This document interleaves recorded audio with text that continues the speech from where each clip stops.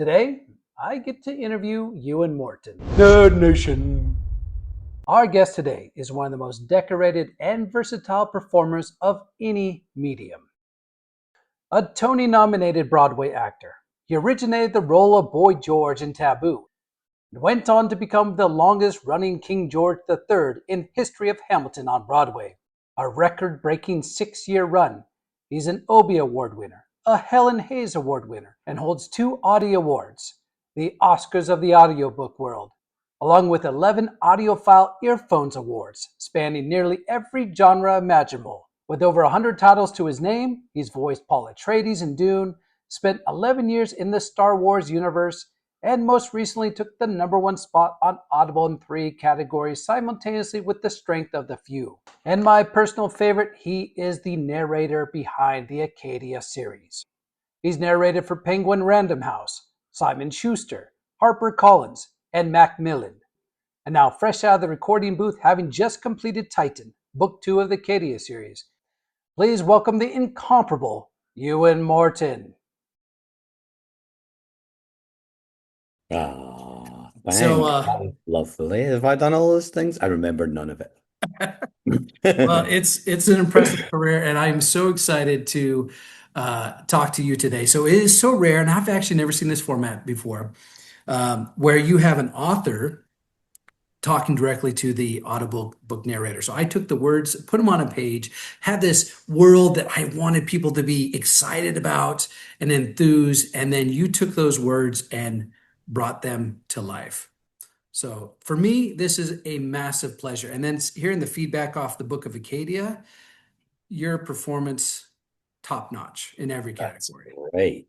Good. It is actually really rare to have access to the author as the reader, as the narrator, which is both brilliant and adds that 5% extra pressure because you know the person who wrote it is actively listening to it at the time you're doing it. So you're like, if this voice is not what they want and we go on to day 2 or day 3, it's too late to change it. So there's that extra sort of 5% pressure, but it is so awesome to have access to the writer because there's questions you want to ask. I've done lots of books where I'm like, oh, I really want to ask about that world or really want to ask. And sometimes I've reached out in an email or whatever, but this is a much more personal and I can get in touch with you during the recording day, which is really good. And I which have. which has been really fun. And it's, the I guess the unfortunate side of things, you're so good at what you do, that it's fun working with you, but you just didn't have need of much guidance, right? So you're just hitting all the spots, like all the voices, the inflection, like you're getting the story, which for an author, that is so important, right? So it's really cool that we were able to work and collaborate in real time working on that project. Okay, so you've narrated hundreds of audiobooks, won multiple Audie Awards, performed on Broadway, and yet anyone who spent 5 minutes with you knows you're one of the most down-to-earth people in the business. Do you think humility is actually a competitive advantage in a market that is this crowded, or is that just who you are regardless of the outcome? Well, I mean, listen, it's easy to be humble when you're doing the good work. It wasn't always this way.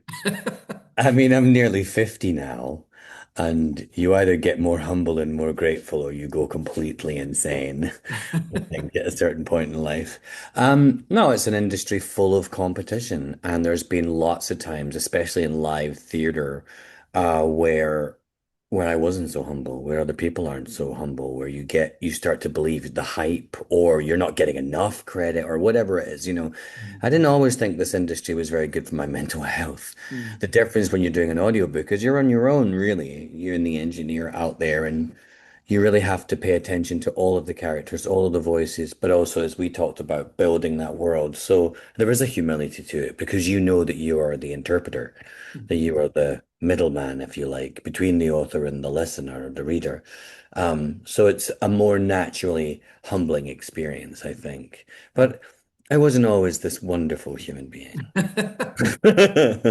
Well, And and there's been I, lots of things that when I'm lying on my deathbed, they say have no regrets. I'm gonna lie and say I have none because it makes me sound great, but I'm gonna have a few really. yeah. Well, and that's certainly fair. You know, it's a tough industry. I mean, just the arts, acting, art in general, writing, it can be brutal, and there's some high highs and there's some low lows, you know. Sure, that's And right. I think artists like you go through that. And there's some times where you feel invincible and you feel on top of the world. You feel like everything you do is just right. And then there's Mhm. moments that just knock the wind out of you. And they can be from day to day, Yeah. you So know. that is one thing that I absolutely noticed from day one working with you is you are just a very uh, easygoing and easy to work with individual, and that I Well, really thank you. That took time and thought. yeah. Well, and Wait, that's are you wearing your Acadia t-shirt? yep. I've got my Acadia t-shirt today, so Oh, I wore my Roman sculpture and I architecture love it. t-shirt for you. It's just Very thematic. I love yeah, it. very. What is this? Is this Ionic? Oh man, you know better than me. I only know the Corinthian style. Yeah, of course. With the acanthus leaves, everybody knows the Corinthian one. It's the one that looks like the crown. Well, and you were so your major was History and sociology. I mean, mine they're was not English, useless. Oh, yours was English? and I'm just about fluent. I'm real close. You're doing really well. It sounds like your first Well, language. again, hardly no accent at all, even though it is my first language. But Mm, for the fans who might be hearing about you for the first time, mm, and I don't know where they'd be hiding if it is their first time, mm. but give us the Euanmorton story. How does a guy Oh. go up from end up? How does a guy end up going from the stage to a recording booth, and why did you stay in that recording booth? Well, I mean, I've been doing audiobooks before I even came to the US. I started off doing commercials, I think for like a mobile phone company and some other stuff. And somehow that parlayed into audiobooks. That was like 25, 30 years ago. So I've been doing it for a long time. And listen, you're the only person there. I have done a lot of player casts. That means you're in the book with other people. Like Dune is not entirely me. Neither's most of the Star Wars world. I've done a couple of, like the Tarkin book was me.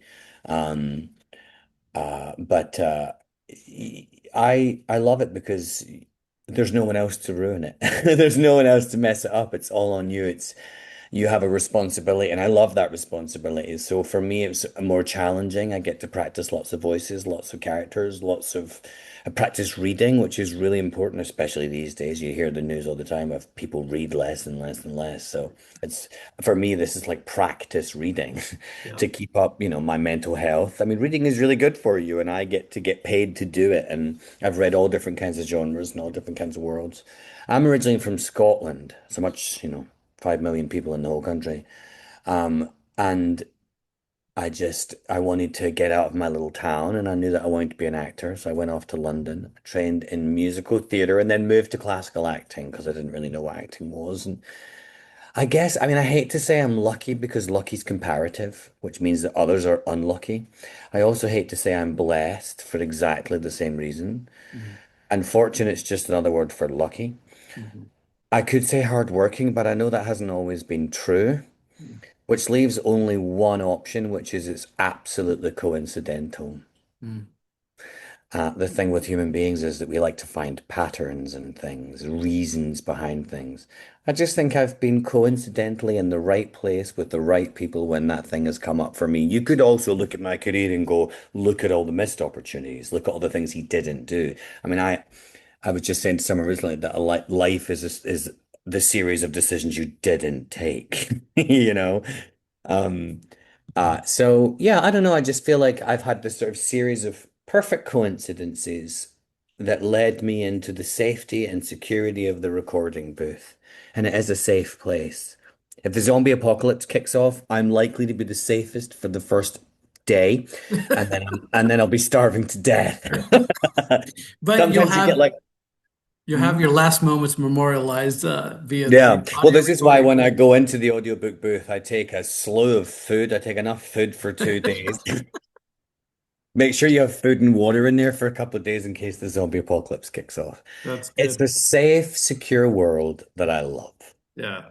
Well, there's and it's so appreciated. With with AI generation. I think that, man, hearing an actual human voice with those nuances and that passion and power, like honestly, I don't know if it's ever going to be the same. I think there that sort of, in person, well, not in person, but it's just real, it's authentic, and I Mm, think it's going to be around for years to come. I think so. I hope so. I think, the AI, uh, what's the word I'm looking for? The visuals are just getting better and Yeah, better and better. People have 5 fingers now, they have four yeah, fingers yeah, on the thumb where they used to have seven. They can raise their arms and blink and do stuff. They're yeah. starting to look more human, and ultimately, they're going to sound very human too. Some Right. of them are really getting there. Um, it's much to me, it's like the Industrial Revolution. You know, yes, we were able to use machinery to replace those jobs, but should we have? Right. Was it morally the right thing to do? So AI is coming along, and we are likely to be able to replace voices and faces. It's likely to happen, more and more likely every day. But should we do that? Right. See, the thing is that we think we get this technology and we should take it to the nth degree. But I think that at some point, I call myself a stoppist. If I have to have religion, I'm a stoppist, not a Luddite. I don't want to smash the machines. But I do want to make sure that we only let them go as far as being a tool that aids us and doesn't replace us. But here's my second thought, and this is dichotomous, I know. But back to the Industrial Revolution. If an artisan had a certain kind of stitch when they were making clothes that they invented, they came up with whatever, or a builder, a carpenter did a certain kind of chair, which was eventually mechanized. A lot of artisans don't exist anymore. Those jobs were removed. They were put into factories, and people went from having a specific skill to learning how to make one particular bolt over and over again. And they didn't even do much. They just pulled a handle and the machine made the bolt. Right. As a voiceover person, if you're going to take away my ability to do my job, if you're going to do it and you're going to borrow my face or my voice, then I would like to make sure that I have it registered somewhere so that Mhm. when you use it, I can get paid. If an artisan could have registered their kind of carpentry or their kind of stitch, why should the proletariat work as hard as they do when those above us don't have to work at all? Hmm. Yeah, no, So that's if great. if you're not going to stop, if you're going to let this remove more and more and more jobs, then I hope I'm in the lucky position where what I'm selling is me, and therefore I want to be able to register it and I want to get paid to do nothing. If you're going to do it anyway, pay me Right. to do nothing. Right. Why not? If that's on the path, then that Of makes course, a if lot that's more. on the path, there's nothing I can do to stop it. We couldn't stop the machines from mechanizing work. We're not going to be able to stop them from mechanizing faces and voices. But I'm in the lucky position, I hope, where I can sue them if they take mine. Because Well, I don't want to work hard if nobody else has to. right. Yeah. No, What's and wrong and with that that? or no, and that's absolutely fair. And do you think though that there will be just a niche where people like, yes, I know they can do AI generation creation of a new Broadway play that is going to be enticing, exciting, and things like that. But it seems like there is some sort of intrinsic value in just the human experience of going to a show, sitting down, you hear the crowd coming in, the anticipation, and it is it's organic in a way that it's just like living life, but doing it in a theatrical way, right? So we're looking at a different perspective of life Mm. from the audience sees from life. And it seems like, and I wonder if those things are going to even become more popular, right? Because that experience, that human experience is going to be even more valued. I don't know. Yeah, you know what? I think that is going to be entirely up to the audience, as in my opinion it always is. You have your producers who decide how they're going to do things, how much they're going to pay, and what they're going to use. 50% human, 50% AI, Mhm. 100% human, whatever it is. It's entirely up to the audience. It's always up to us. Mhm. So, for example, if you don't want to listen to AI voices or watch AI slop, you're the only person who can stop it. Right. And if we do that en masse in large enough groups, then those who create art, the culture industry, are automatically forced to change what they give to us. So Right. right now we consume Marvel movies, we consume all the, which I love, we consume all of these things. A lot of it is special effects, a lot of it is AI, a lot of it is digitized, but the audience consumes it. Like I read this thing recently where Gen Z is sort of terrified of AI and wishes we could slow down, and a lot of them spend time nostalgic for the time they weren't even alive in. Hmm. And yet 50% of them are still using AI Right. regularly. So the human experience is an experience of two halves, of split halves, of how do we make life easier for ourselves, and also how do we maintain a human connection in life. Yeah. So that's up to the audience. If the audience wants human voices, that's what they will demand. But if more and more and more people are willing to buy a book because it's a little cheaper with an AI voice or whatever, or watch AI news, they'll just become inured. We'll just Yeah. become, you know. So that's up to the audience. And, if you're listening today, please keep buying human voices. Yeah. Well, and no, that's all, really good points and fair points. And it's all kind of, I think it's all kind of going to come to a head here in the next few years. Like we're going to know kind of where this lands and we're going to know kind of where that line gets drawn. Like, okay, it's made our lives better to this point, but at this point, let's say the arts, like we want human production, we want those things, that human organic element to it that brings that human authenticity. I think so too. You already mentioned that you're from Scotland, I am. but just on Scotland and your roots, you're a proud Scotsman from Falkirk. Did I say that correctly? That's correct. The Oh, Falkirk. okay. Kirk being a church. Oh, really? Okay. Yeah. hmm And you recently starred in the North American premiere of, and I'm definitely going to get this name wrong, Celdi? Kaylee. Kaylee. hmm I was not even, Ceilidh, Kaylee. okay. It's Gaelic, yeah. Okay, It's a common. Kaylee is like a traditional Scottish dance party, kind of like line dance down Okay. in the south. That's our sort of line dance. It was an amazing show. We danced around for an hour and a half and got to talk in Scottish accents and wear a kilt, and it was lovely. So Yeah. it's just a good time all around. It was a good time all around. It wasn't a long run. It was my first piece of theatre in a while, actually. I've been really involved in the audio work, taking up a lot of time. And it was really nice to get back out and be on the stage again and have that live audience to manipulate, Mhm. as we talked about. Yeah, no, that's awesome. So how much does being Scottish still shape who you are as a performer? Well, as a performer, I don't know because I don't often actually get to perform in my Scottish roots, really. Mhm. But as a person, even though I am an American citizen now and very proud of it, like a lot of people in this country, I also have a different connection to somewhere else in the world. And I'm very proud of being Scottish. In America, being Scottish or Irish, really opens doors. Mhm. Like wherever I go, I always meet. Oh, I'm Scottish. I'm Scottish. Oh my God. Oh my father's from. And you meet these Americans who have Scottish history, so they hear my accent and they're already prepared to like me. So I definitely use it in my real world. But as a professional, Kaylee was the first time in ages I was able to Oh, use no a kidding. Scottish accent. Although I have slipped a couple of Scottish accents into the Acadia series. Katie, I was gonna say, yeah. So I think Jessica's voice has got a little A little lilt, Scottish, little cheeky little lilt.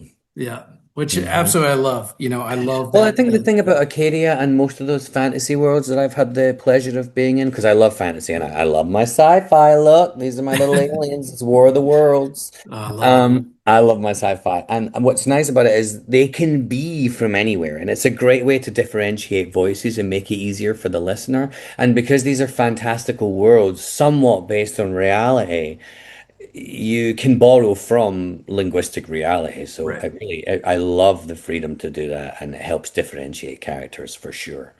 You don't Well, want to go too far, but as an author, like writing fantasy and sci-fi, because I've done a historical fiction, it is pretty freeing because you're like, hey, let's put a Scotsman in right here, or let's, hmm put these different That's right. pulling from cultural aspects of, the human world That's because right. you get to make it up as you go, right? It's That's sci-fi, right. it's fantasy, Hmm. and that's always really fun too, as well.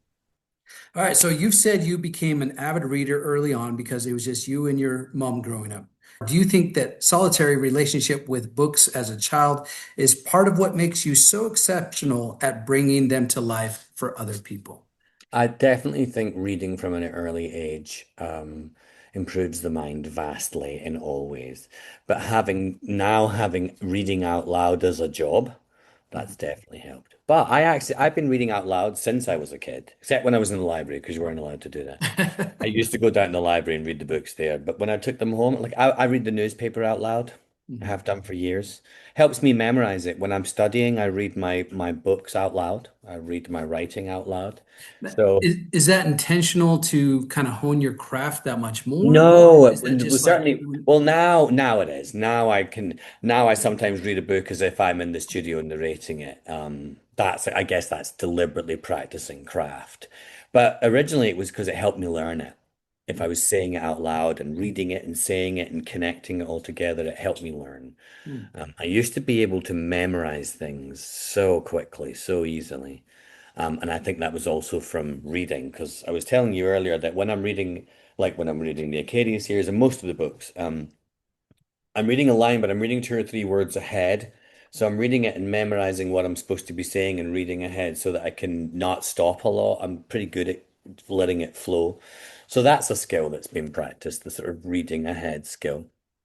Um, but it just was always in my life. My mom loves to read too, so it was just part of my inspiration growing up was, she's got books all over the place. If I was sitting in a different place in my house, you would see that I have a lot of books, and most of them are factual history books, but I Hmm. do have some Stephen King. So would you say nonfiction or fiction is your primary Oh, well, content? predominantly the books in my house are non-fiction, but that's because I've been doing a lot of studying recently. I only passed my degrees in 2022.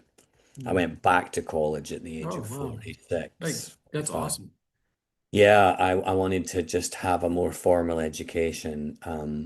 And I love history and I love sociology and philosophy. I love thinking. I don't do enough of it, but but I like it. So I think you would find that predominantly, I'm looking at them, they are like I have a book called The Habsburgs, the history of the Habsburg dynasty.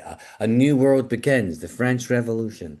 It's quite a lot of European history and American 250 years of American history, from the beginning of the Empire, Republic onwards.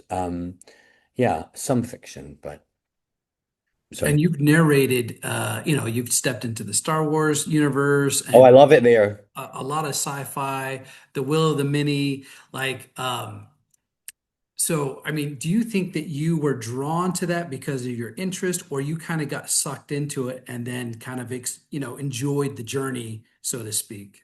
Well, at first I would just sort of say yes to any work that was offered as a reader because, you're building reputation or whatever. I think the Dune series was one of the first sci-fi I ever did, and I played Paul Atreides, but I didn't read the whole book. That was one of those full cast books. But it's a brilliant book and a fantastic movie too. And I was so happy to be in that world that I started to look for the science fiction work or the fantasy work. And when Star Wars came along, I don't know how that happened. It was 11, 12, 13 years ago now.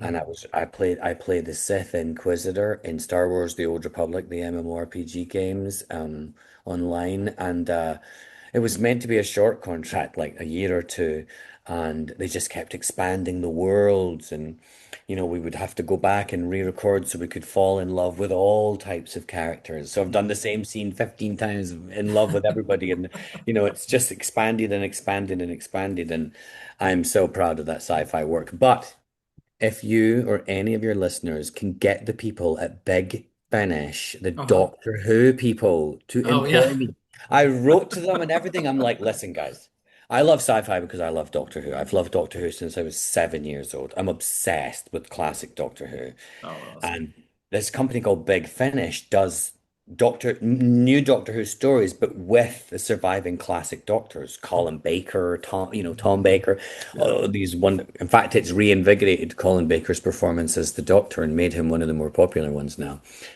Blah blah blah. That's my dream. So I know we're here for Acadia, and that is so close to my dream. But Mhm. Doctor Who, I've been waiting for That seven that's since I was that's the 7 golden years old. ticket. Yeah. That's the golden ticket. Yeah. Yes, absolutely. Oh, that's so cool. That is so cool. Okay, so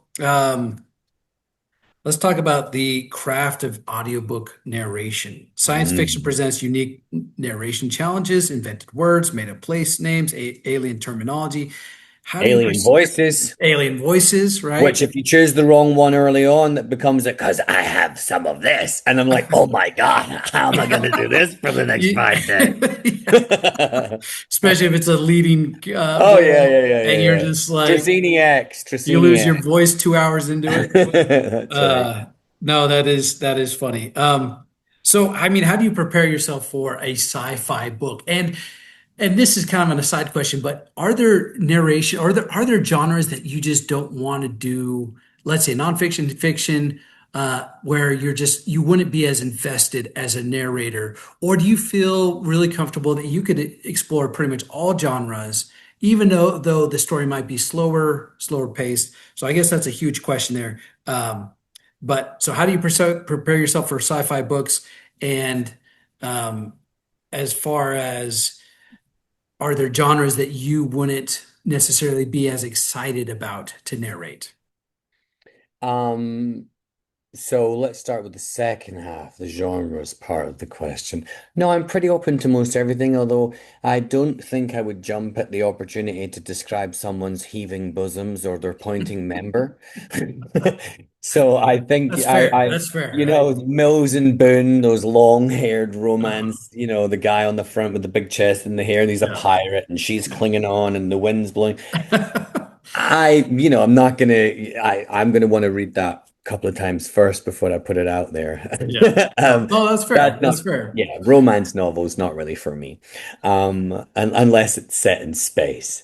As for Then it's preparation for sci-fi, my life is a preparation for sci-fi. yeah. No, and I feel the same way too, I've man. practiced alien voices and run around with a scarf on, pretending to be the doctor, and I am the Daleks. And it's not a world I have to prepare for. It's a world where I love diving into a new sci-fi novel or a new fantasy novel, but I'm already there. And Yeah. but if it's good by page 3, I've built the whole thing.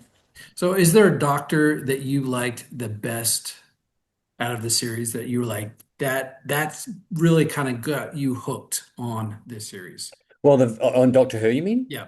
Oh yeah. Well, when I was 7, my dad bought me a VHS tape of The Mask of Mandragora with Tom Baker, the fourth Doctor, and he's like everybody loves Tom Baker's blah blah. But since Big Finish, since the audio work, I love Colin Baker, the sixth Doctor, who was not the most popular when he was on TV, Mhm. but that's because they gave him a really short tenure. The show got cancelled for a while and stuff. But I love him. I think he's done a brilliant job. So Colin Baker, the sixth Oh, Doctor, man. is now my favorite Doctor. Isn't that funny? Yeah, Funny if you know oh, Doctor Who. yeah. Well, I will try to pull some strings. I don't have Yes, yes, pull friends. those strings. Don't Pull expect much. them. Uh-huh. Yeah, there's I'll not put a it lot out of there. things I'll do anything for, Uh-huh. and I mean anything. But Doctor Who is one of them. Do you like That's awesome. I have a little angel on this shoulder and a little devil on this Yeah, shoulder. they're helping you out, carry you through the Yeah, interview. yeah.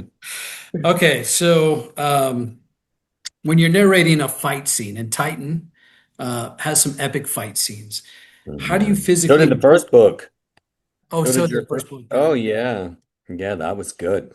Does yeah, no, it I try to keep the pace just moving, Yeah, it right? flows really well. It's beautiful when she and the fight scenes are just if you're in it, it just happens naturally. You're with the characters, you can see what's coming, you're just it's like this it's just if it's written well, it's just a natural flow and it builds up and it builds. I do love the fight scenes. I really get into them. Do you feel like your heart kind of like picks up a Yeah, pace totally. and you're just kind of in it right there with the characters and you just Yeah. happen to be narrating it, but Yeah. That's awesome. Even in the worst of my work, the stuff that hasn't been, super duper well received, which is like none of it. But um, even in those moments, or where not necessarily publicly the worst, but where I've come away not feeling at my best, when I'm reading it, I'm in it. Even if I don't fully understand it, or I don't think I'm doing a good job, or whatever it is, when I'm in it, I'm in it. Doesn't Yeah. matter if it's a book about nuns in the rain, Mhm. or which I'm sure I did once, or or the Acadia series. When I'm in it, I'm in it, and the flow Okay. is easy. I'm right there, and I do love the fight scenes. I love the antagonism of battle and the arc. You got to be careful though. You talk about technical. You got to be careful when you're shouting to make sure you're away from the mic. Or Yeah. there's been a few times where you have to record the same line 15 times because you're shouting too loud. But you're like, but I'm in it. And that's the worst is when you're stopped in the middle of a fight scene. You say a wrong word and you're building up and they're coming and the Reavers and they all get this kicking off and then oh damn. Yeah. And then you have to re-record it and you're And then you have to trying go to, back again and find it again, and you're or not as, yeah, you're not like as pumped up as you were in the moment than when you first recorded it. that's right, or you get to the end of the day and you're about to get into the fight scene, and then the chapter ends, and the fight scene's next, but the chapter's ended. You got no more time, which means you have to come in tomorrow morning at 9 a.m. Yeah. starting with a fight scene. Yeah. So You got you to, also try and lay out where you're going to end yeah. each day. I give myself a page count, but then I check the chapter before and the chapter after to make Mm. sure there isn't a dramatic scene.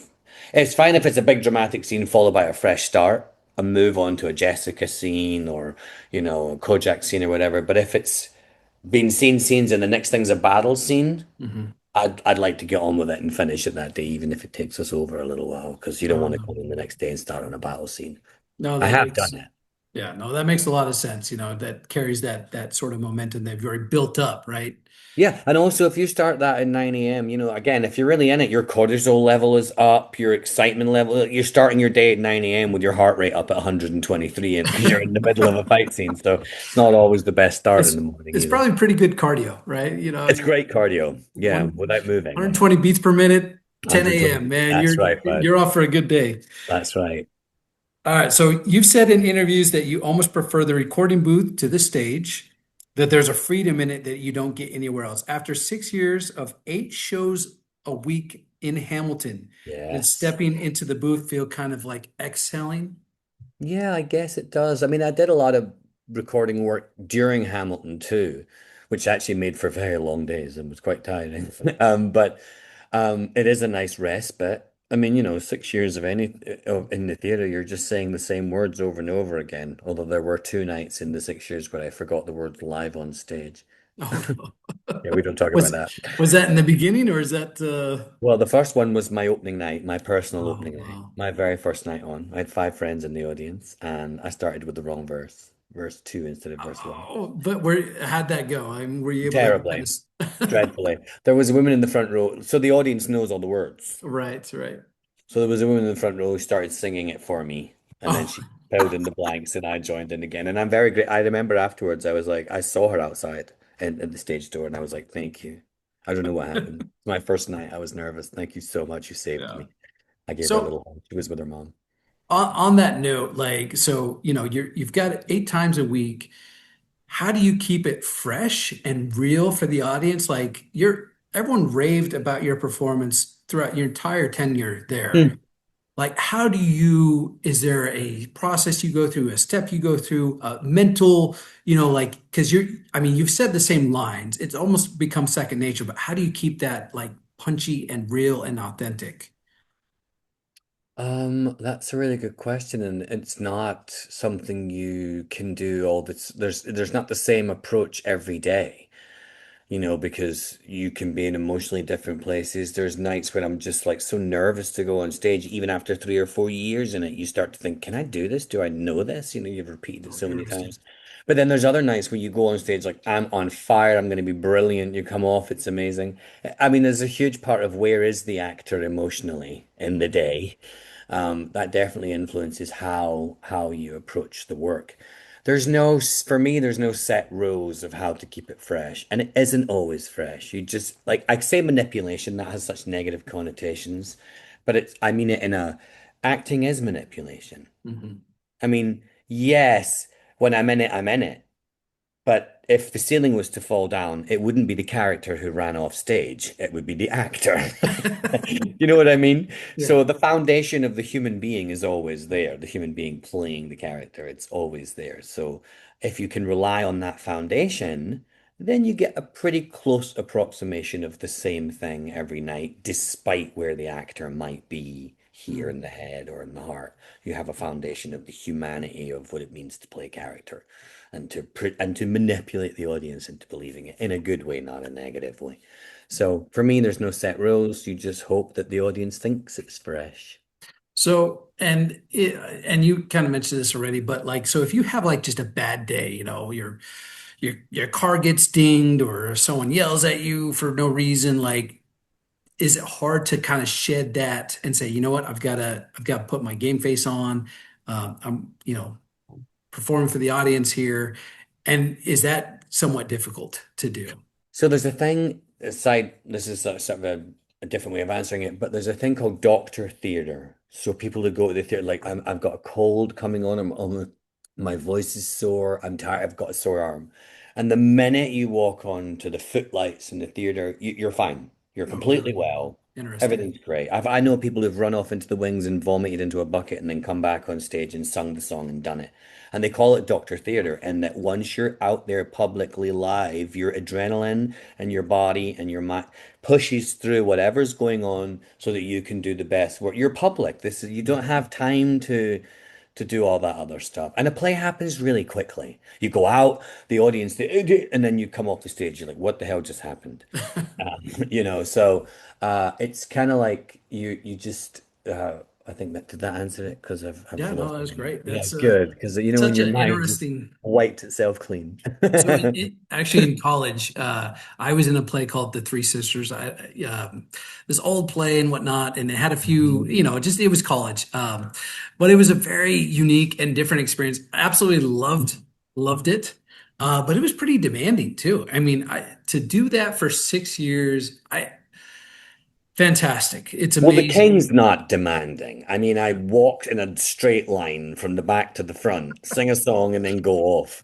Yeah, I but think, I did a little bit of fan dancing, and then that was it. Off I went. I think physically it wasn't demanding, yeah. demanding on the voice, but it certainly wasn't demanding physically. But I've done a lot of demanding stuff. The musical Kaylee you just talked about, that's a dance show, and that was demanding for me. I lost 25 pounds Oh wow. since August last year up to this point, and most of it was through Kaylee.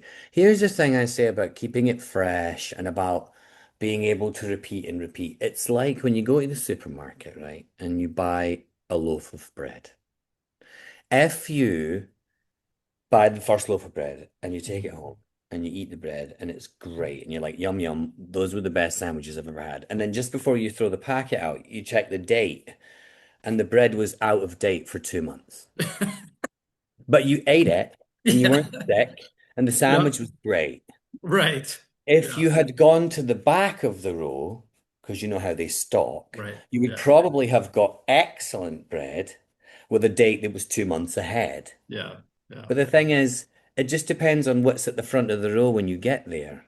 And Uh-huh. if you don't know the date on it, it still feels like great bread. Yeah. And for me, that's the art of keeping theatre fresh. You might turn up at our supermarket theatre and see this loaf of bread, but if you don't check the date, it seems pretty fresh to you. Yeah. And That's I absolutely love that metaphor. That is yeah, that is that's how I really approach all acting.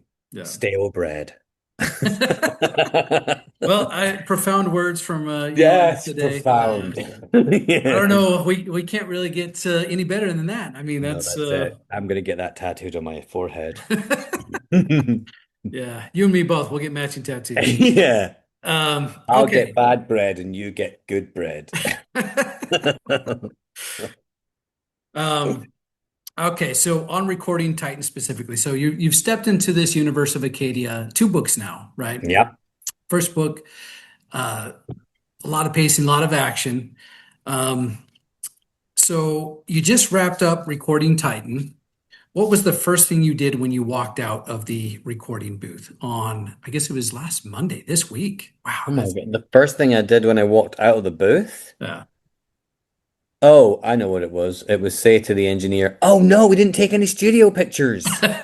I remember because you were like, take some studio pictures. We totally blanked. Yeah. And then I washed my teacup, and then I ate the remainder of my 2 days of food because I survived. Why not? And No, the zombie um, apocalypse didn't happen, no. The so first thing I did was walk out of the studio and remember that we didn't take any pictures. oh yeah. I Oh. apologize for that.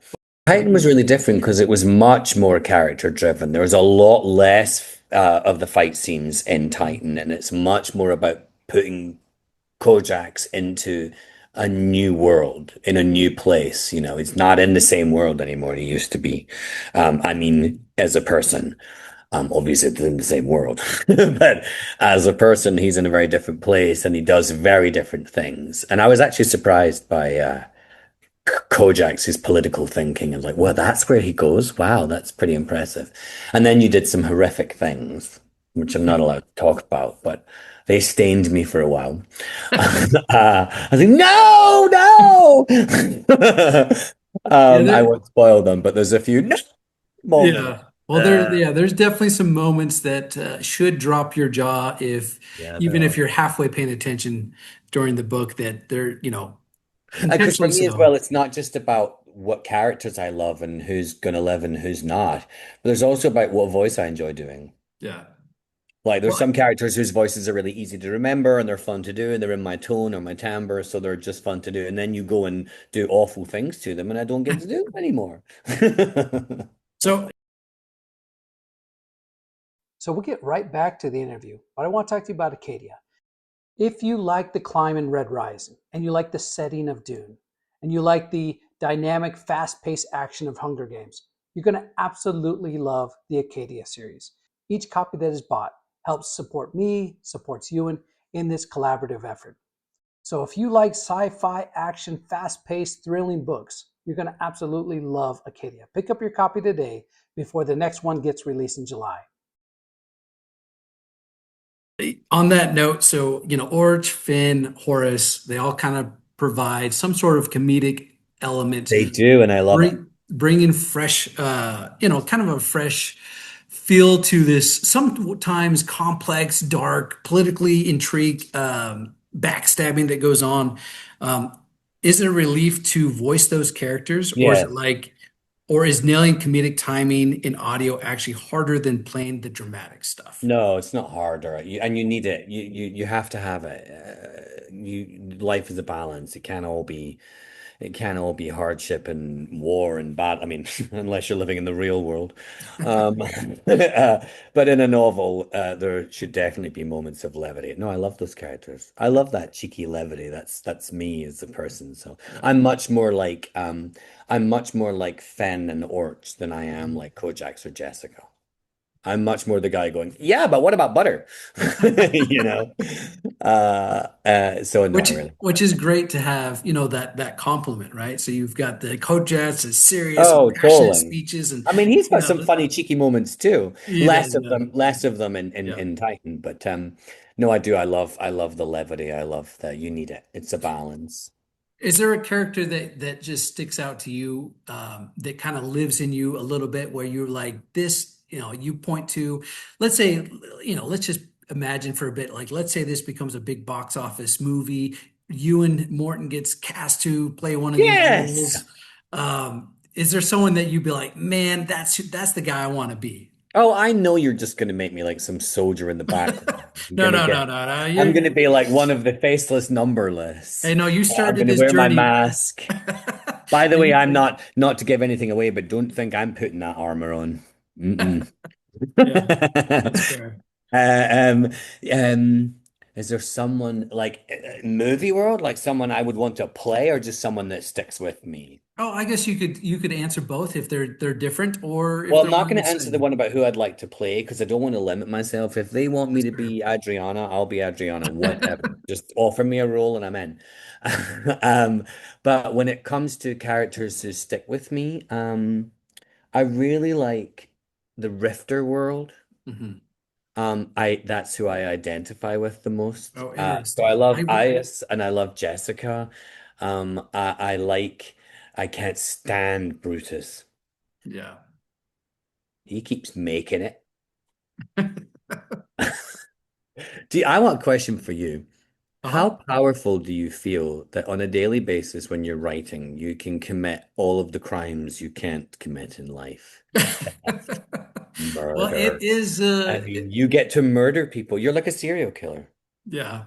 Well, it is interesting sometimes when a friend or a family member reads a book and they kind of look at you differently, like, I didn't know you were capable of putting that on a page, you know. But it is interesting, like when I'm reading this book, and of course I read each version a lot, right? So I read Titan, Acadia. I'm trying to get the best story, all the good elements in there. I still feel emotional about Titan and Acadia, but even more so Titan. It hits me on a different level, even though I've read it a million times over. So it is an interesting experience. And then when I listen to it anew, it hits me differently in a way that it did when I wrote it, which is What happens when someone's reading your work? Now, it's different since you read some of your own work, but what happens when someone's reading your work and they offer a voice that doesn't match what was necessarily in your head? Whether it be better or worse is irrelevant. It just isn't the same voice. Like, how do you rectify that in your head when you're like, oh, that's not okay? How do well, you? and that's yeah, that's certainly fair. And as an author, I especially like working with you. You were texting me, calling me, and being like, "Hey, is this good? Is this good?" And I'm like, "Dude, you're killing it. In a good way, in the best of ways." And it all sounds fantastic. Even though my perception, like, I'd be like maybe a little bit different, or in my mind, I think it was this. I think when a creative mind such as yourself breathes life into that character and they bring it a fresh face to it, I actually love it. And that's why I try to, even though like, going back and forth, I don't like to influence the artists too much on it because I think most of the time the authentic product that comes out on the back end is much more potent, even though it's not necessarily what I expected. Okay, that's great. That's Yeah. good So to for me, know. well, and it just really speaks to of your talent too, right? So, like, other narrators that I've worked with in the past, like it was more of a process. Like, hey, this is what I'm going for in this moment, but you consistently just hit it nail on the head, right? Which is fantastic. And then when someone gets to that point, in their career, their expertise, and they just know how to tell a good story, the story might go a little bit different than you thought, but it's going to be good, right? There's going to be payoffs with these characters. Mm. And so I really appreciate, the experience working with you directly. And unfortunately, we didn't get to talk too much because you were doing fantastic at it. So, kind of a bittersweet, I guess. Hmm. Okay, so We're there's making a up for it now. that's fair. There are some brutal emotional beats in this book. Loss, betrayal, brothers at each other's throats without spoiling anything too much. Was there a scene that genuinely stopped you in your tracks and maybe even had some sort of impact in the recording booth where you were Well, yeah, but I can't say it because it would just spoil everything. That's fair. So yes, Well, there is, and hopefully the audience will recognize it when they get there because it's quite shocking and, in yeah, my opinion, unnecessary, and it makes you a little bit Dexterish. that's fair. That's Like, fair. I'm just going to break into this guy's room and kill him. Yeah. So There's it's not the first time either. You're reading a book, it's the second book, the third book, whatever, and or doing the Star Wars game, and a character doesn't make it. yeah, And and then you're like, yeah, there's a wrenching. It's emotional. It's especially if it's one of your favorite characters. yeah. No, that's certainly fair. And he very much has to grow up real quick. Like Oh he yeah, has sure. to, And he does. he kind of takes the situation in a better light than most people and realizes we got to take action. We got to move on this. Otherwise, this is not going to go well for us, right? Mhm. And there's a lot of squabbling that goes on and trying, just like you're not trying to give too much away about the book, but it is much more, let's call it political. And kind of want to put a like Game of Thrones kind of flavor to it, where there is a lot of backstabbing and there is a lot of these, and there's some emotional beats that pick up and then are really impactful. But yeah, it is. It's existential. They are fighting to stay alive. So Yeah, and so far in both book one and two, there's the world building is it's like the first book was about, I mean, no, it was about lots of things, but the overarching idea for me was war and violence, an external enemy, and how that affects the way a world is built, how that affects a community, groups of people, etc. This book is much more political, how politics affects people. Obviously, there's the romance stories underneath and all the individual stories, but it's like these philosophical debates on what in the real world influences society and changes it, like war, like politics. I don't know how what book three's focus will be, but those umbrella themes in those two books made it easier to do the work because you knew what the large theme was. Certainly in book two, you're right, it is much more political, but not like an in-your-face kind of overt politics. It's not didactic. right. It's not choosing a side. It's offering many different versions of possibilities and not saying that one of them is necessarily right or wrong. You could go through Titan and come to the end of it with a list of pros and cons for all of the available choices and still choose one. It's not an author saying this is what I believe and here's my secret way of telling everyone what my politics is. Right. It's a much more honest, fair approach to making a decision on it. So that was good too. Well, and as an author, like I kind of discovered early on that just having this huge, divergent dichotomy, right? You've got right and wrong. Is just not really true to life, right? So your characters, and you can see with Kjax and Adriana and with Jessica, they all are coming from their experience, their lived experience, and they're coming at a very complex problem. And no one's solution is perfect, right? Even who you'd consider like the main protagonist, there's some moral gray there, and I think that is much more true to life. So I found in my writing is to really translate, like you said, like everyone gets along in the movies, but not in real life. Well, in this book, you can see Titan that very much plays out, right? There's a lot of different choices, and not necessarily the one that you think should be the one that wins out. Because my Mhm. brother, he was struck pretty hard by this book because he thought it was going to go a certain way because like traditionally maybe that's how kind of we see ourselves in our government, right? And not saying the book is political in that sort of aspect, but there are certain things that you anticipate that politically that a book is going to go. And this book doesn't necessarily go that way. And by political, I mean just be like democracy versus a dictatorship versus tyranny versus all these elements that come into combination, right? And it is very morally gray, right? And I think that plays well as far as being true to life. Yeah, I agree. So, I mean, we're all very morally gray, yeah, very much especially so. now. It's easy to be morally gray. Yeah. So Kojak carries lot of the weight of the whole story on his shoulders. So how did you find his voice, not just the sound of it, but the emotional register? And how did that voice evolve from book one to book two? And like you said, he is different in the sense that he has to take on some Well, he stepped up. responsibility. Right. He steps up. Yeah. And, he's not even asked to step up by everyone. There are those who don't want him to step up, who don't think he's the right person to do this. But his old team, they support him. Um, some of them. Yeah.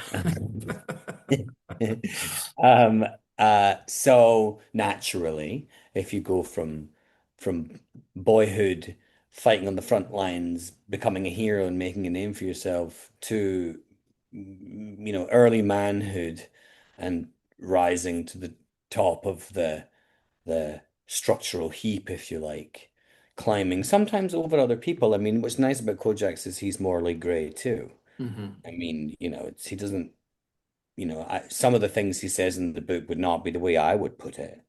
And when it comes to taking power or trying to take power, he does behave autocratically in some ways.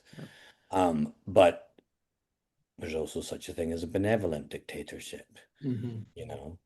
Um, for example, I would ban rally bikes inside all cities and towns so we don't have to listen to that every day. Yeah. That would be my dictatorship. Yeah. So it wasn't, he grew up. I mean, he grew up, and you can tell that from the beginning of the book. So the voice grows up with it, and the interpretation grows up with it. It's a hard question to answer because I don't come at it from any technical point of view. It's Mhm. just really easy. He's right there for me. He's one of the easier ones to do for me. Mhm. I think he's probably closest to me, Yeah. actually. Sort of Mhm. idealistic, a little naive sometimes, even with all of his power that he gains. There's still a naivety there. The hope that everyone will be benevolent, that everyone is good, that everyone has opportunity, But as he discovers, that's not true.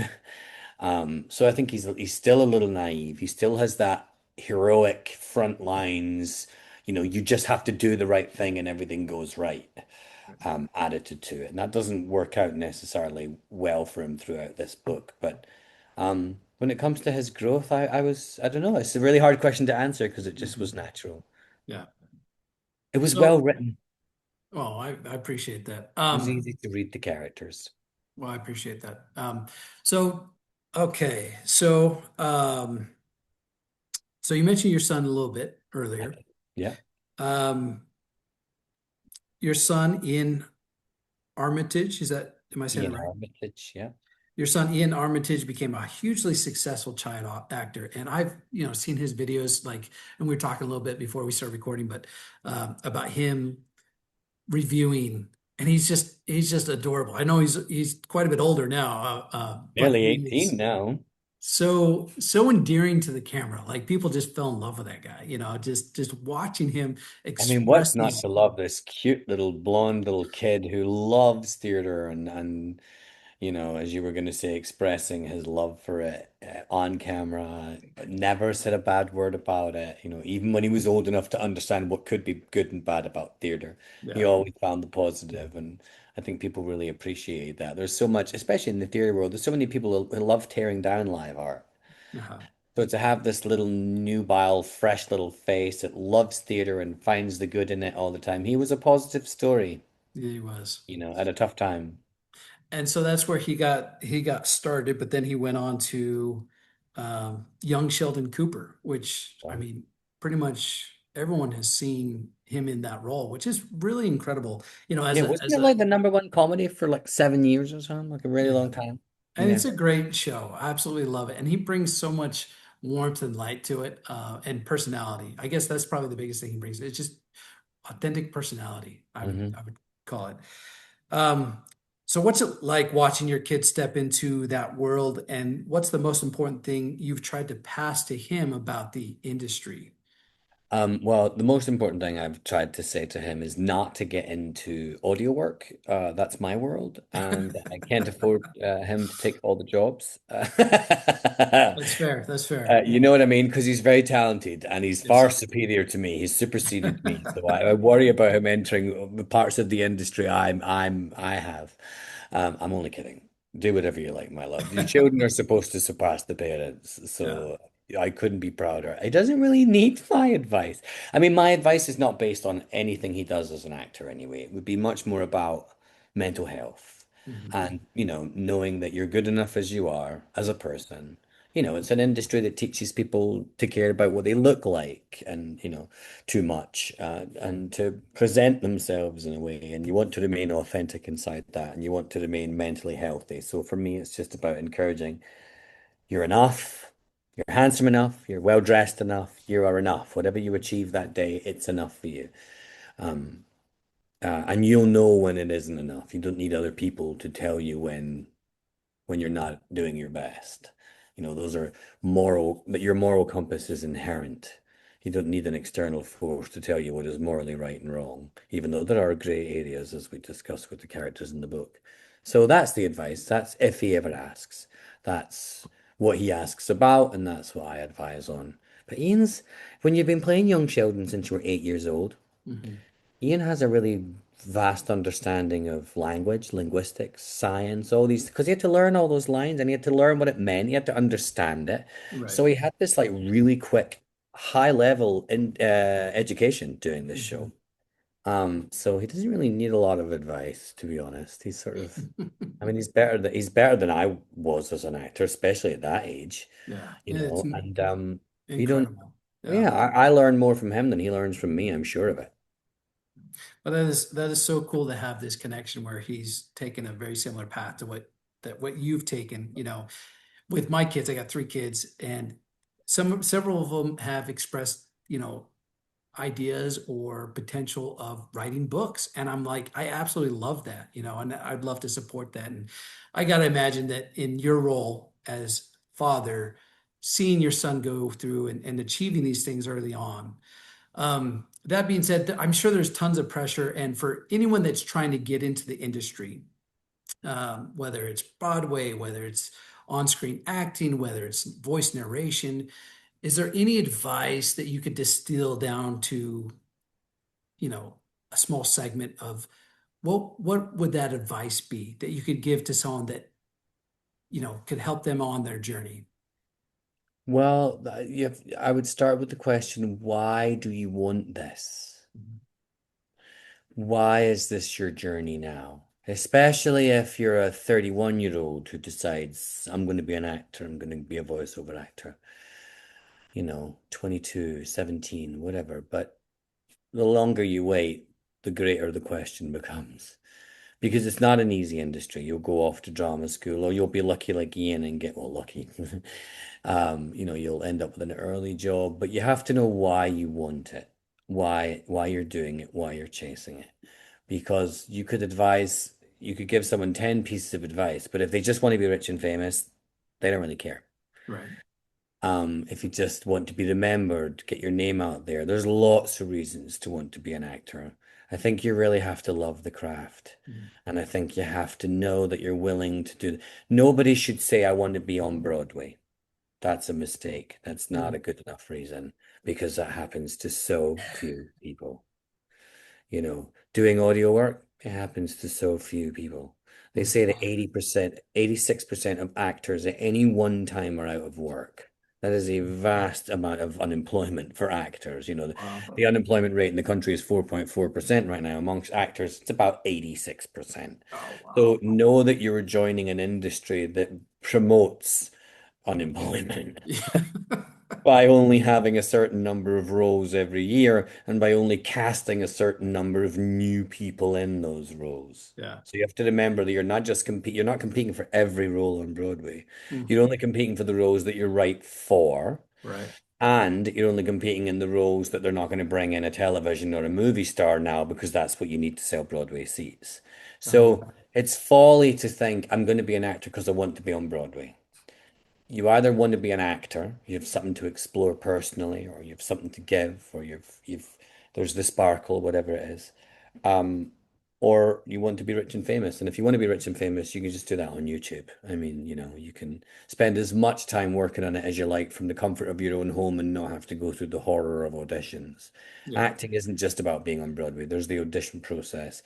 There's the memorization, there's the constant practice, there's the keeping up your craft. It is a dedication, it's a craft. It's like being a carpenter or a plumber or a mechanic. Mechanics know car engines inside and out. I can hear a rattle and go, what the hell's wrong?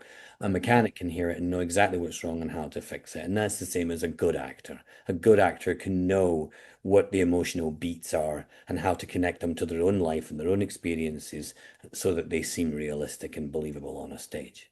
So ask yourself why you want it and make No, sure that that's make sure that the reason is the craft.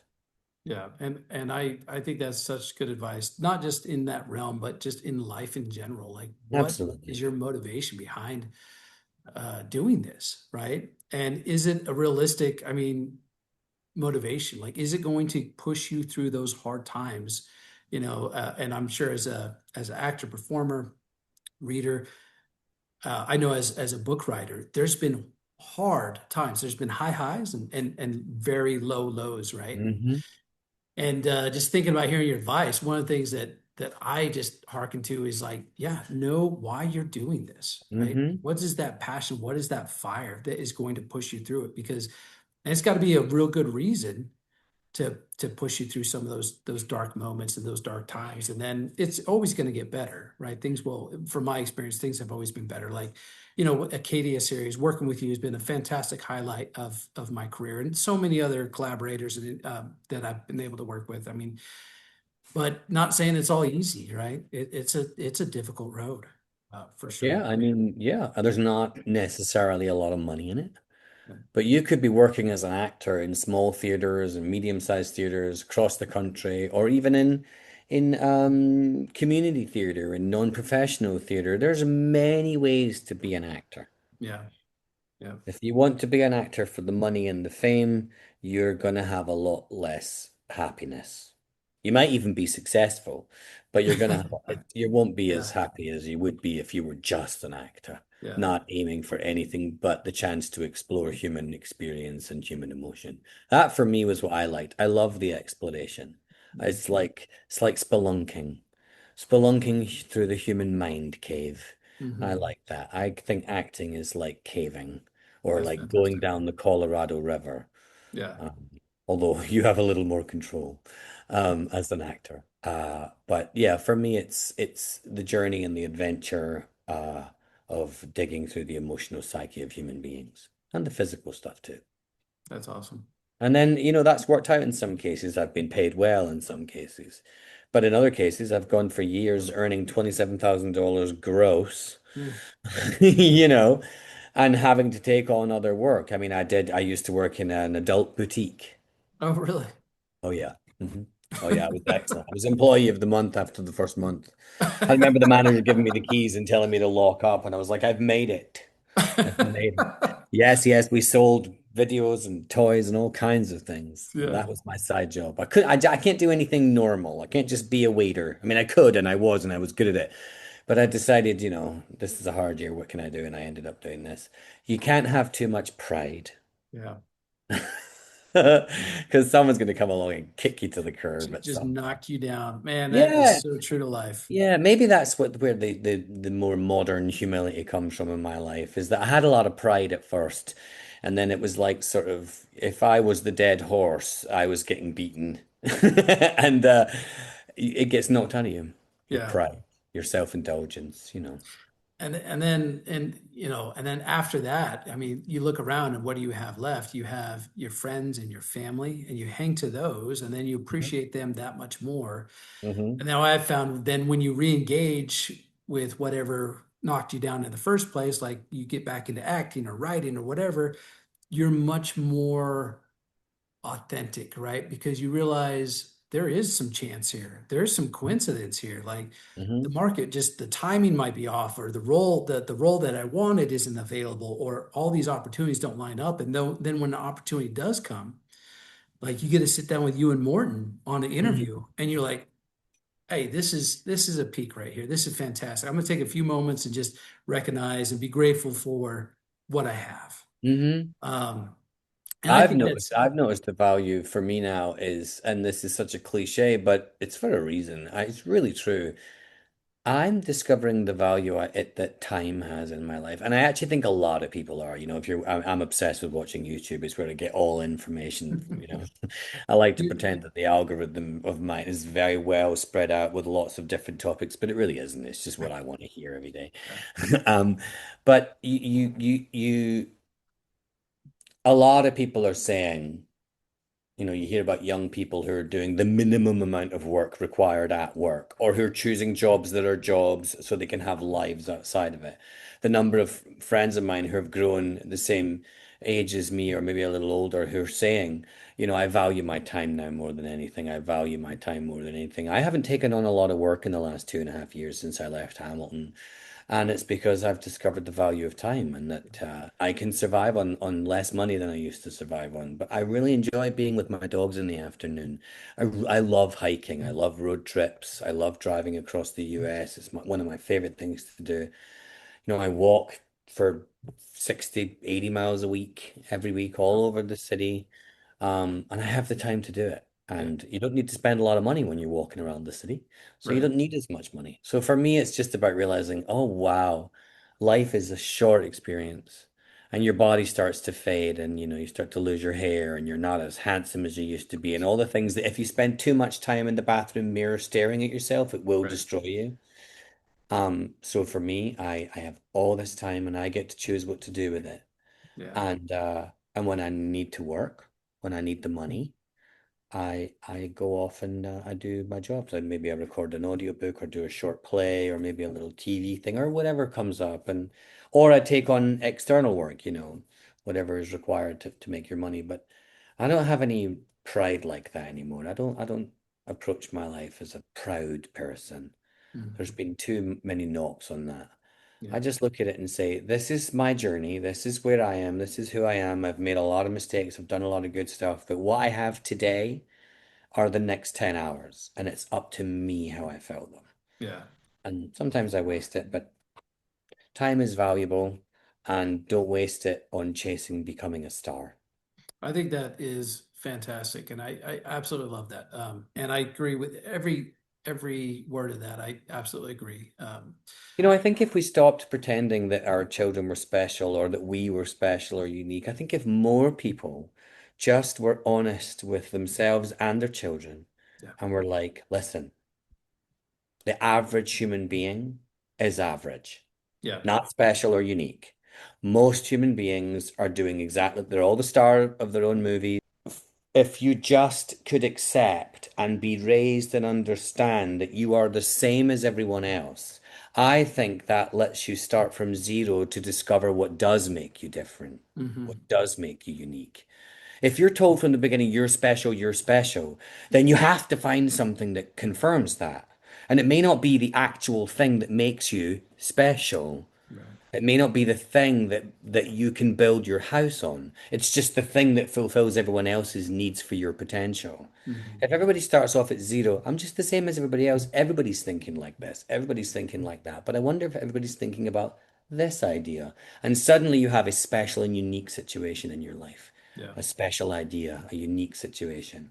But to think that we are personally special, I think it's really damaging. I don't think it helps us emotionally and mentally. And a lot of times it sets you up for those big failures, those big drops where you think you're all that, and you think you're special, and you build yourself up, and then things might be going fantastic for you, and then something happens. You hit a wall, some sort of conflict, some sort of thing, and things go sideways for you. It can be crippling, almost Absolutely. disabling, to the point where you feel like your life's really been destroyed. But if you come at it with that perspective, like, I'm like everyone else. I do want some intrinsic value. I'm going to take some time. I'm going to appreciate my relationships and the people around me. I think that's a much better way to live. And I absolutely love that perspective. That kind of thinking also allows you to turn to people for help. It allows you to ask for help. Because if you recognize the situation you are in is not that a special person has failed, it's that uh, an average person has done something millions of others have done. So rather than thinking, I'm special and I've failed and therefore no one can understand, so I secretly have to deal with all this pain on my own and I can't properly share how I'm feeling, if you understand that failure is the same for almost everybody, then there's many, oh, this thing happened and I've not been successful at it. How did it go for you? How did you make it better? So you're able to reach out and that failure actually becomes another experience to learn and grow from. If you think you're special, you're not going to be able to deal with failure well because you won't be able to reach out. Reach out and establish those connections, and those connections, 9 out of 10 people have had success at times, but a lot of times failures, and I think that's kind of the reality that maybe the young generation sometimes doesn't understand. Like, all the older generation didn't start with success, or if they did, there was definitely failures thereafter, or intermixed, right? It can be hard to understand that, right? Especially when someone's just shooting like a rocket, just incredible success. Hmm. But no, I absolutely love that perspective and I agree with it 100%. So that's thank you, man. That is great. I really appreciate that. So Well, thanks. This has been awesome, man. Look at us go. No, well, you're making pulling all the good ideas together, so it You're makes it gonna easy have for to me. edit. These people are going to be like, "What? Is it not that? We could write this down." Yeah.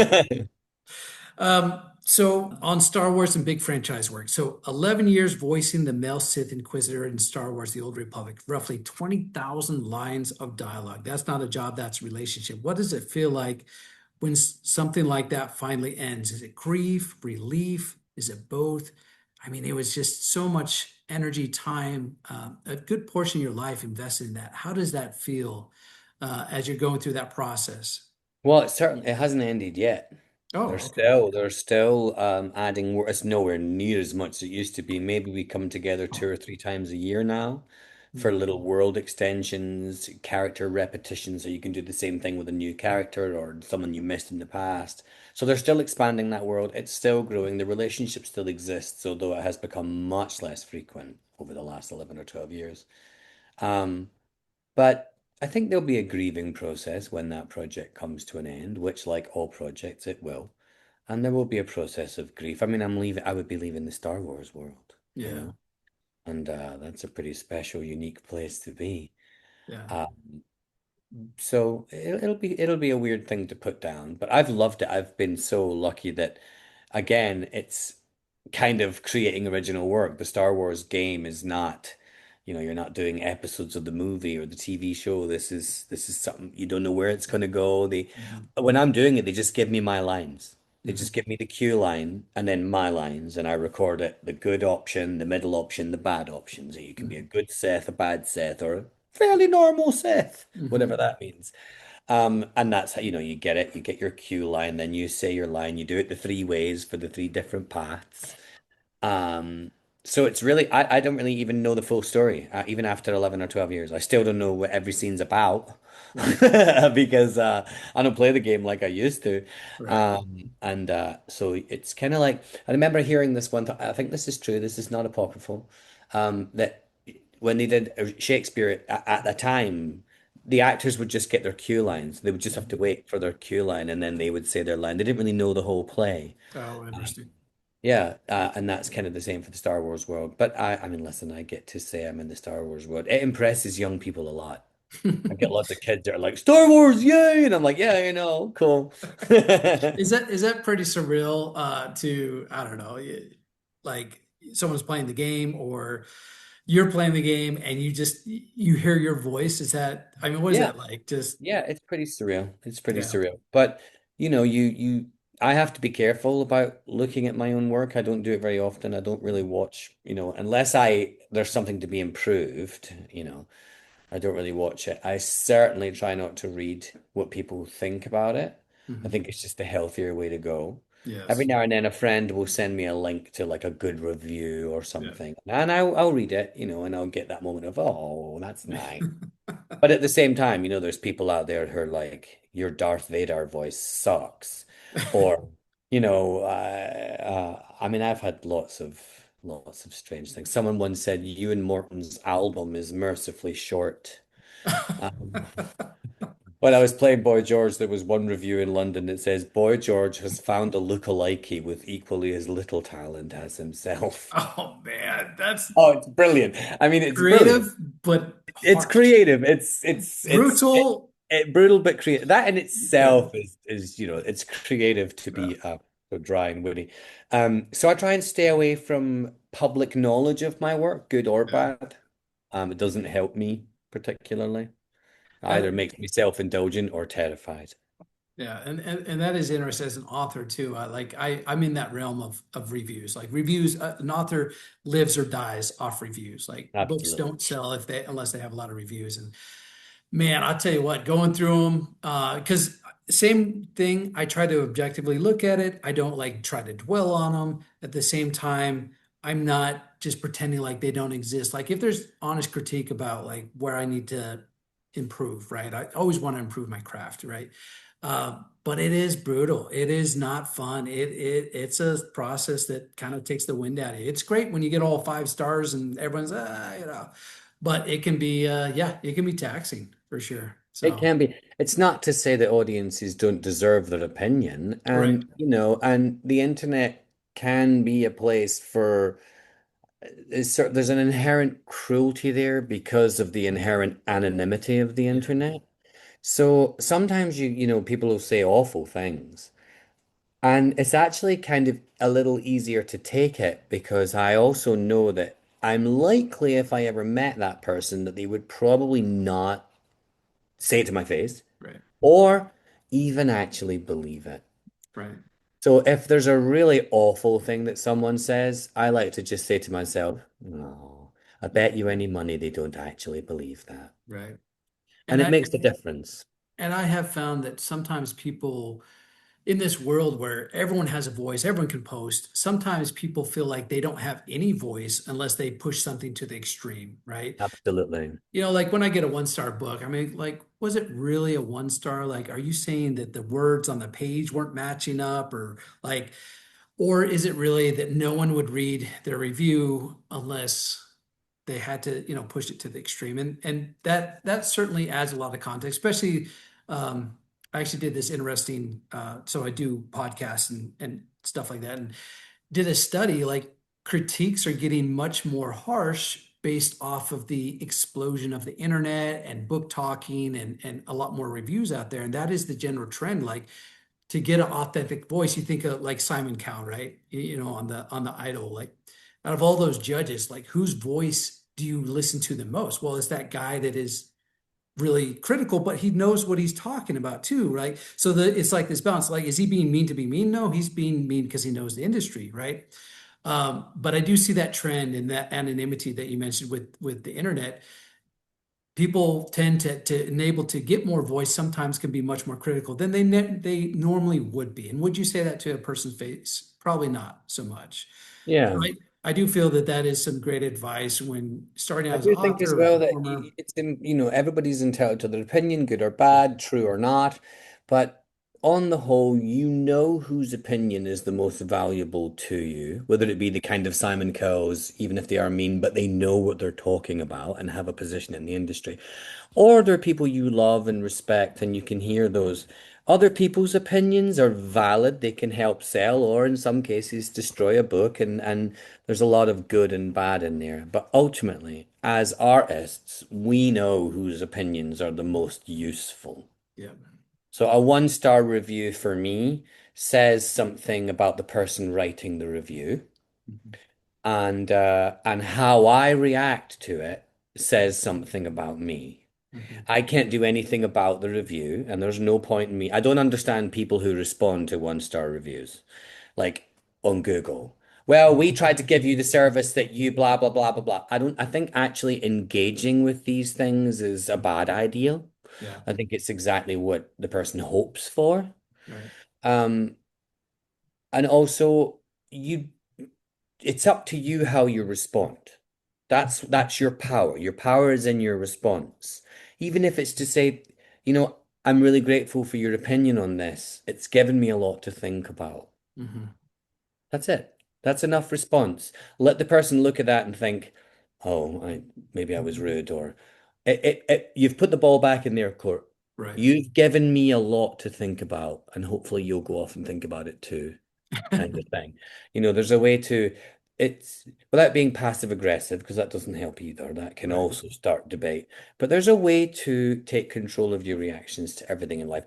Like you were saying earlier, reactiveness, that's been my worst quality. Mhm. Like learning to take that 10-second pause, that, it's been out there it's not new or unique, the 10-second pause. It's been out there for a really long time. I'm only just learning about it now. Okay. I'm behind on the 10-second pausing. And 10 seconds sometimes isn't enough when I remember to do it. It's so easy to be reactive in life. It's so easy to Yes. give the world a one-star review. I don't go online and give one-star reviews. I think I've given one in my entire time, and it was truly deserved. However, I give one-star reviews to members of the public all the time. Hmm. When I'm walking up the subway stairs and some random stranger just gets to the top, stops, and whips out their cell phone, I'm gonna give a one-star review. Yeah. Give it right there. And I'm not proud of that. I'm not proud Yeah. of that reactive behavior. It doesn't, but at least my one-star reviews are in person. Yeah. I don't sneakily put them online. Yeah, one should be very careful about how they react to anything. And my major thing in life is when there's something awful happens is that to look at the person with a slight smile and then walk away. Yeah, I like that. That's the best response to most situations, unless of course they're beating you in the face with a brick. Then That's you have fair to do too. I something mean, else. at Um, some point, yeah, yeah, but there is a way to negate conflict. yeah. I love it. That's a Yeah. great way to I'm just learning. man, we are covering some good philosophy We now. are, we are, we This are, is we are. Those are started my out with favorite. Those are my uh, favorite subjects.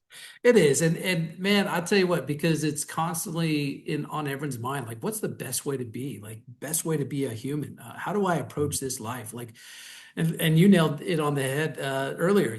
This is a finite time. We're here 80, 90 years maybe if things go good for us, and then we're Mhm. checking out. Like, what is going to Also, be our lasting yeah, legacy? that point you make though, what's the best way to be? What's the best way to do life? I used to ask myself that question, and I think it's way too big a question, and I think that's a mistake that we make. There is no best way. Yeah, You know, you could look at someone who has some kind of religious belief and sees the world this way, or someone who has some other moral belief, or someone who has a mathematical version of the world, and everybody does it differently. It's for me, it's more about that. How do I do this moment best? How do I respond best to this situation? How do I respond best here? Like, if I start looking at life and the meaning of it and how to do it well, I just forget what I'm supposed to be doing right now. yeah. And I'm very I like to consider myself empathetic, but that's also a lot to carry sometimes. And I'm very much a person who wants to get life right and wants to look into the future. But it's like the question of, what happens when we die? Well, it's absolutely irrelevant. There's what happens after death is totally irrelevant in Mhm. life. Yeah. You'll get all of the punishment deserved in life. Or you'll get all of the whatever it might be. Life will be the answer. Yeah. Every action has a reaction. That's the answer. That's the gift, that's the reward, it's also the punishment. Yeah. Life is a series of coincidences and accidents stitched together, and we call it a journey because human beings' minds have to make patterns out of things. But ultimately speaking, you can only change the future by changing what you're doing right now. Changing the way you're reacting to things, changing what you're putting out there in the world, changing your words, that's it. That's a really long process. It's lifelong. We'll probably be lying on our deathbed going, oh, damn, I should have done that thing. That would have been a really good way to react to it. Yeah. And then we'll die. Any focus on preparing your life for what comes after death, in my opinion, is a total waste of life. Yeah. So I'm desperately trying not to prepare the future or guess, or I'm just saying to myself, what is this moment? What is this? And it sounds cliched, but I feel better. It's making me feel better. I don't have the same, it's not an avoidance technique. I can see the world we live in. I know Yeah. that, but I also know that a lot of that is out of my control. Right. There's not much I can do as an individual. I Yeah. don't have a massive social media presence, so I don't have a lot of connections that can sort of band together. But it's not naivete, it's not denial of the facts. It's just saying, so what do I do inside it right this moment? Yeah. I don't know, whatever, you I think know? that's a great way to look at it. Just moment to moment, living the best in that moment that you can, and then the, you know, accumulation of all those moments makes for a good life, a good way to live. Hmm. So Yeah. fascinating that we live in a time where, I mean, even with AI, Claude, ChatGPT, Grok, you can find out and research and study and get the facts and get sources for those things. But sometimes I feel like we're also in the least educated. Like the information, the access we have to information is incredible. Hmm. But sometimes I feel like people take the least amount of advantage nowadays. Hmm. And they see something, they don't verify whether it's true. They just they go on and with their life, or they end up believing that, whatever it is. So it is an interesting kind of dichotomy that we have here. It's also the paradox of choice. They did an experiment. I'm going to butcher this entire story, but some of it is true. They did an experiment at some point, a sociological experiment in a supermarket. They had shelves, a deal, pick the best peanut butter. They had like 14 or 15 options. 70% of the people stopped and 30% ended up buying peanut butter. When they reduced it to only 5 or 6 options, an equal number of people stopped and far more bought peanut butter. It's that paradox of choice. The more information, the more choice, the more versions of breakfast cereal you have, the harder it is to make a decision. Oh, And that's that actually fascinating. causes decision blindness. Yeah. And you just walk away not having made a decision and clinging to the one you already know because it's easiest, quickest, and isn't so overwhelming. We don't need as much choice. We don't, you just need to know how to access the truth. Yeah. Although that's impossible. I mean, a stupid thing to say because what the hell is the truth anyway? Do you mind if we do a rapid fire, kind of a fun Go for it. closing? I am ready. Shoot me. Okay. All right. So real talk. Favorite character to voice in the entire Acadia series so far and why? Mm. Ooh, probably Byron Oh, from the interesting. Kjax book. Yeah, That is because fascinating. Okay. I got to give my sort of Ian McKellen voice. I actually I haven't think heard by. Byron just, I just love to talk like this, it's just the best. Yeah. But for real, probably Marcus. He's the most sensible, the most down to earth, straightforward, no bullshit. Marcus wants to make it work in the best way possible. Yeah. And I like his voice. It's really easy on my throat, not difficult. Oh, good, good, good. All right. So if you were a citizen of Titan or Acadia, what would your sacred score be and what class do you think you would be? Do you think you'd be in the top tiers, numberless, or where do Well, you I mean, think you based would on the fit? real world, I'd be like 10th tier. I'd probably no, I'd be rifted. I mean, I would be rifted. I You and wouldn't me last both. We'd long. be, we, I would not last long in that society because I would not be able to behave in the sort of communal sense required. yeah, It that's reminds fair. me of one of those sort of communal societies where if you spit in the street or cross not at the crosswalk where everyone else points at you like Invasion of the Body Snatchers.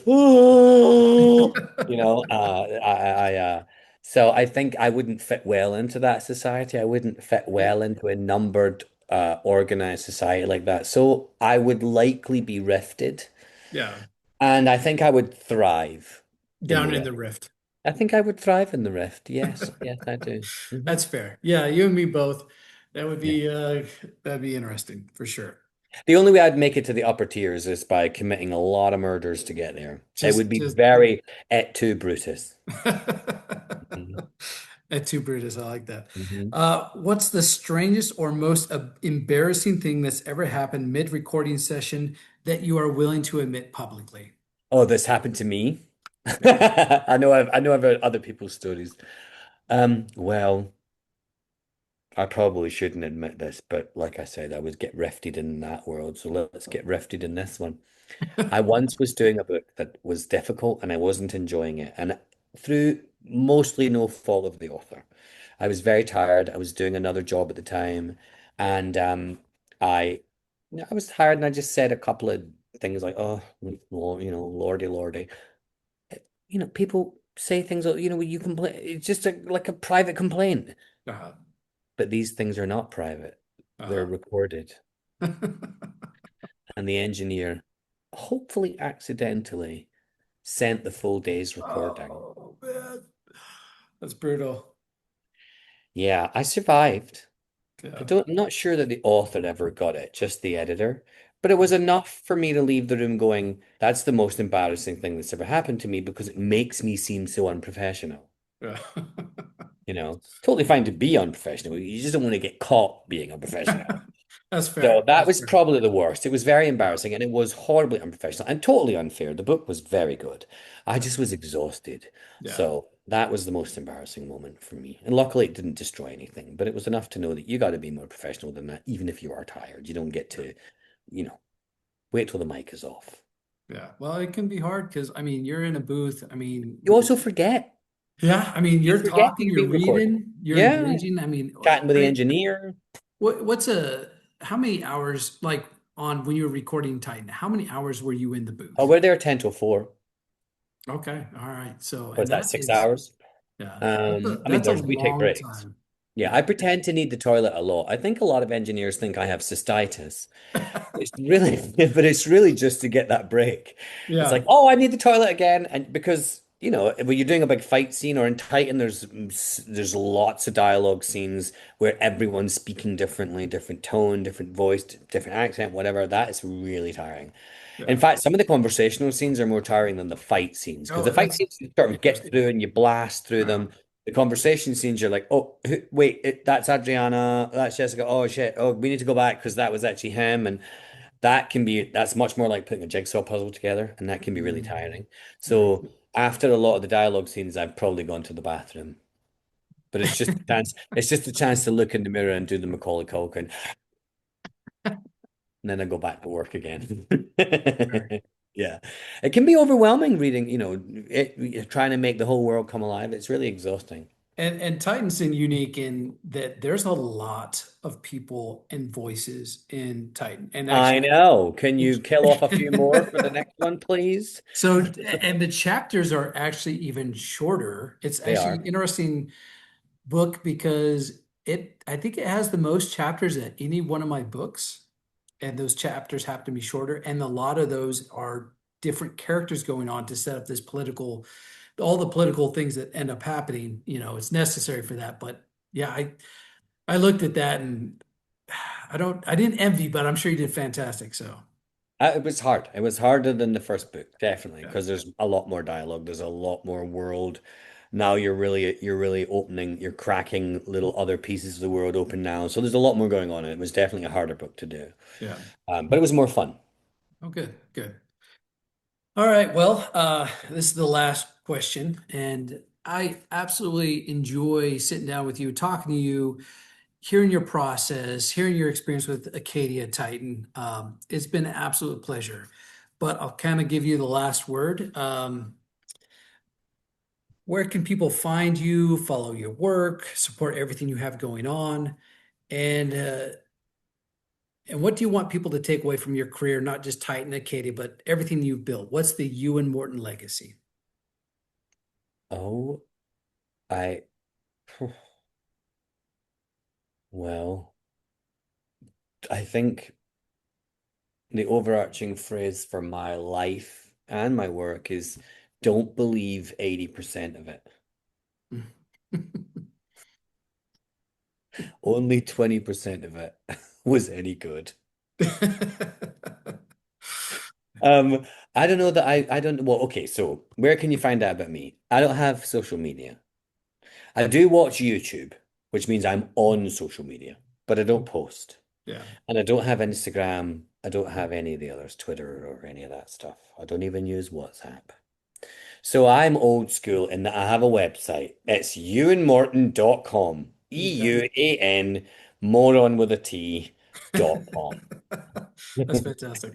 And it has, my dear French friend Noelle has been building this for me for years, and she keeps it up to date, especially with the audiobook stuff now.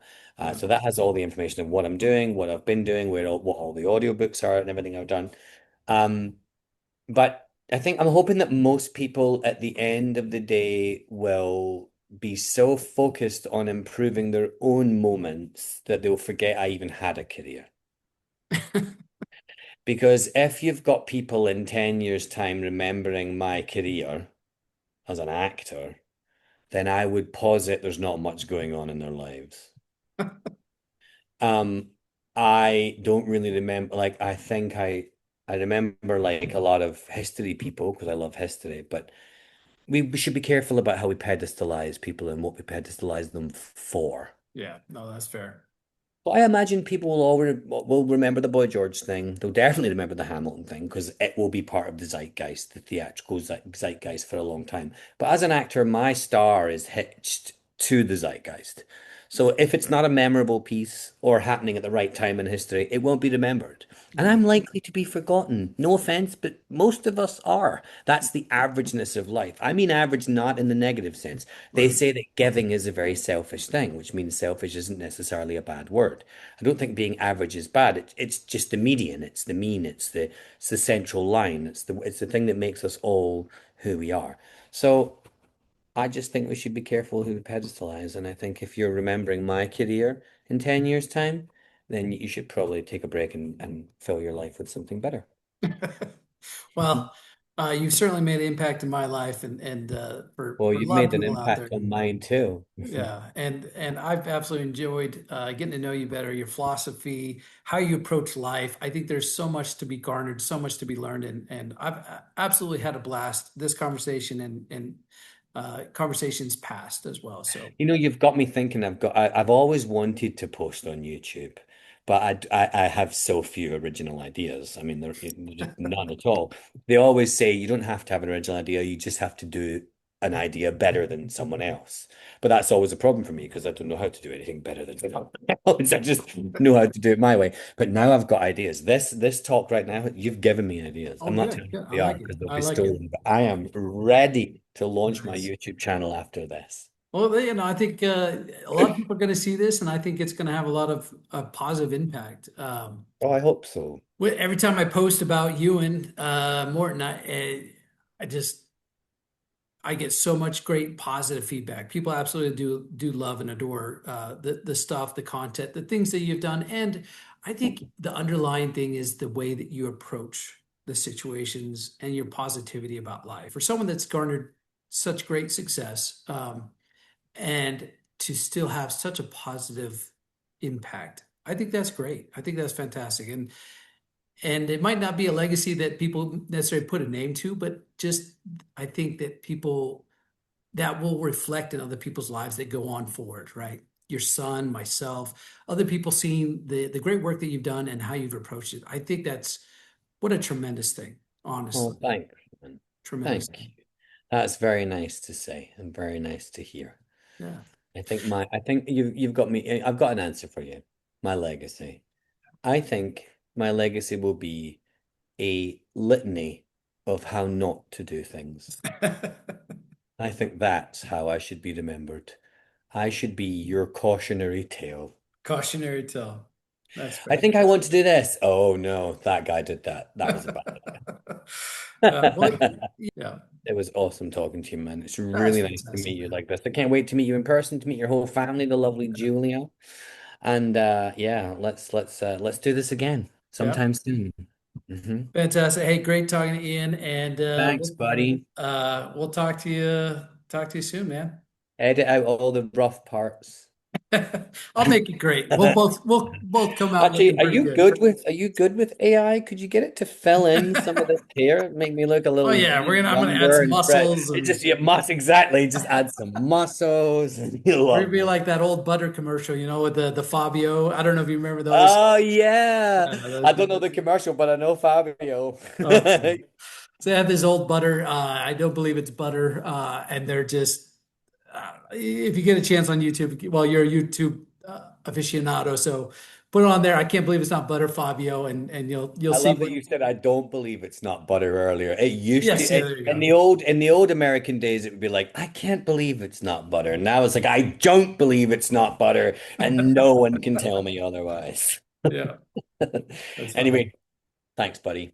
Yep, sure thing. Good talking to you, man. Yeah, love to the family. Yeah, Stay safe, my friend.